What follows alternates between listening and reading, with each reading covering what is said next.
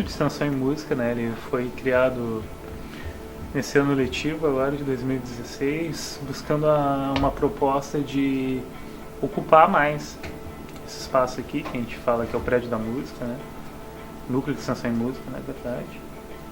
E o curso vem nessa perspectiva de juntar as pessoas para fazer música. Não importa se é aluno, se é servidor, se é comunidade externa. Para mim, enquanto coordenador desse curso, todos têm o mesmo potencial e sua importância para estar presente aqui com a gente.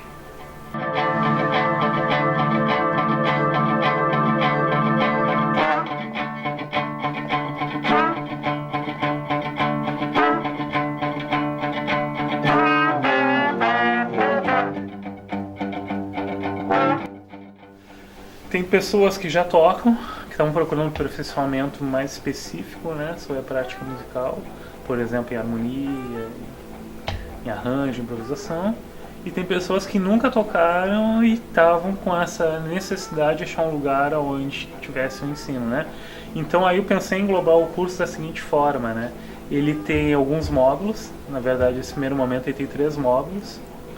E dentro desses 3 módulos, cada um atende a um tipo de público, né?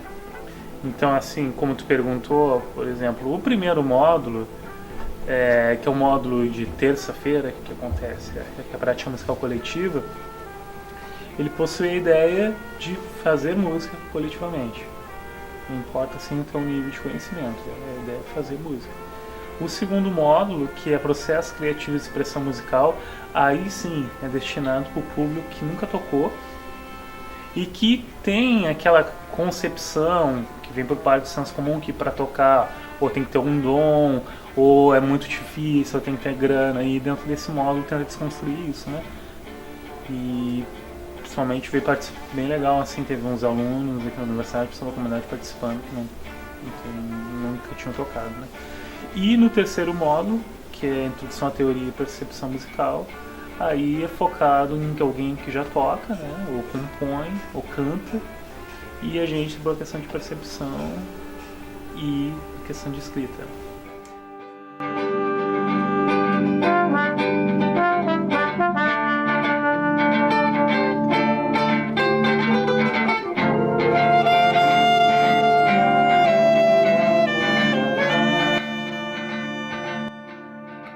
Bom, cara, né? Eu acho que o que eu mais desenvolvi aí nessas aulas foi a percepção do ouvido, assim, né? Acho que um pouquinho antes ali na primeira aula lá que a gente teve, eu não sabia tirar muita coisa de ouvido, assim, tudo que eu ouvia não... Tinha que ler a cifra ou alguém me dizer, porque senão não entendia nada, né? E depois agora, parece que mais pro fim, às vezes eu escuto uma nota, assim, e consigo dizer que nota que é. Parece que vem na minha mente, assim, que eu conheço o som, aí eu aperto aqui a tecla e parece que sai.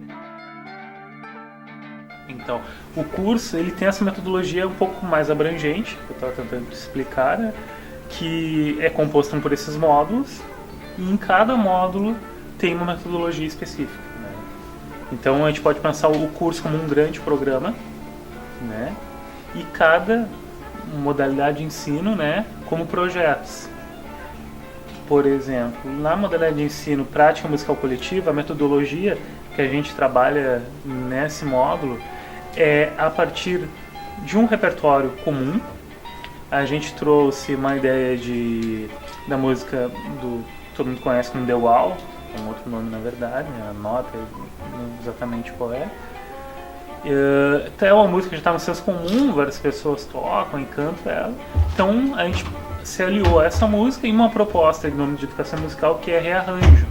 Então a gente pegou essa música e rearranjou ela com alguns elementos e cada um vinha trazendo alguma sugestão. Vamos botar um teclado fazendo tal coisa, um violão fazendo tal coisa, o trombone, o trompete. E aí a gente ia criando, né? Então essa é a metodologia do módulo de prática musical coletiva, de criação coletiva, né?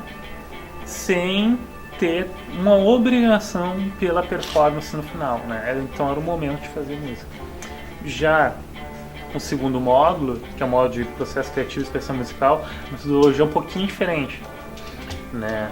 Para além dessa coisa de fazer música e todos trazer um pouco do seu elemento, que isso aí está permeado também nesse módulo, tem uma questão bem forte de percepção musical que a gente trabalhou a partir de um teórico canadense, que a gente chama que é o Murray Schafer, que desenvolveu a teoria da paisagem sonora mundial, né?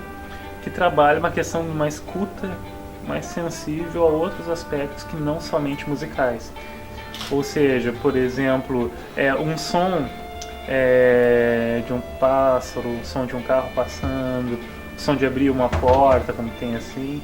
Esses sons também são sons passíveis de ser música, fazer música segundo ele, né? Não é somente o som dó, ré, mi, do trombone, do teclado, do violão. Então todos esses sons são passíveis. Então a gente trabalhou um pouco essa percepção desses sons, ampliamos mais essa percepção a partir desses sons, uma escuta um pouquinho mais atenta a outros repertórios.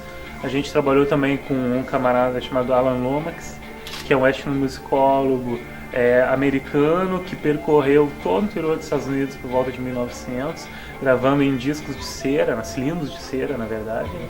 E tem uma coleção de gravações dele que a gente se deteve, que foram gravações feitas nos presídios americanos. E dentro de uma dessas gravações tinha um blues. E aí, sempre na nossa sessão de trabalho, a gente fazia escuta para depois conversar sobre, né?